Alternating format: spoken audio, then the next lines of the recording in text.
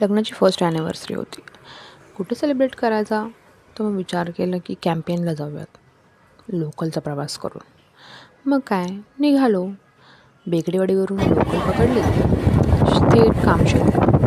कामशेतचा view मार्चमध्ये पण खूप सुंदर होता, तुम्ही बघू शकता. आणि त्यानंतर कामशेतला उतरलात की तुम्हाला तिकडे टमटम मिळतातच. चॅनलला लाईक, शेअर आणि सबस्क्राईब नक्की करा. आणि त्यानंतर तुम्हाला टमटमने पवना डॅमला जायचं आहे.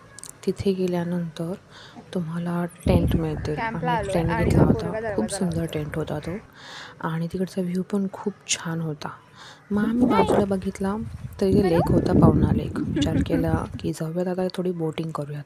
तुम्ही बघू शकता इतकं सुंदर वातावरण होतं तिकडं, निसर्गरम्य, खूप छान. आणि आम्ही शनिवारचं गेलो होतो. शनिवार रविवार असा कॅम्पेन असतं ते, तर आम्हाला शनिवारी जमलं नाही, रविवारी गेलो होतो आम्ही.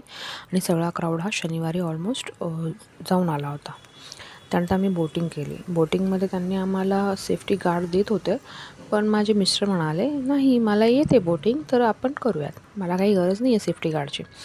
पण ज्यावेळेस आम्ही डॅममध्ये उतरलो, बोटिंगमध्ये अर्ध्यावर पोचल्यावर माझे मिस्टर सांगतायत की अरे हे माझं बोटिंग फर्स्ट टाईम आहे आणि याआधी मी कधी बोटिंग केली नाही आहे. And I was oh my God.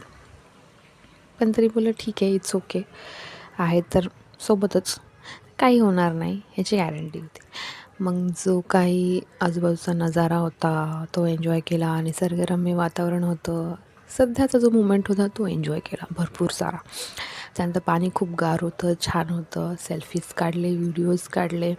तुम्ही बघू शकता इतकं सुंदर वाटत होतं तिकडे.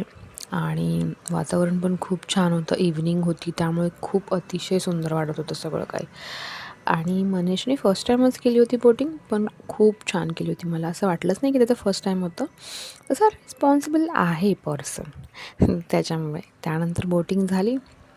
मग आम्ही आलो, थोडा वेळ तिकडे इकडे तिकडे टाईमपास केला, व्ह्यूज पाहिला, एन्जॉय केला.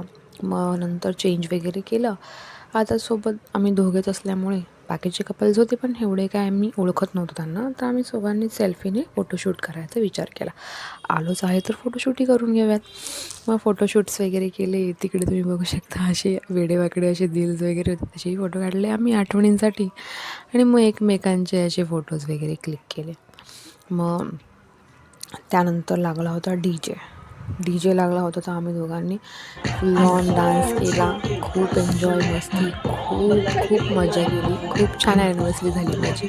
थोडीफार मॉडलिंग केली तिकडे.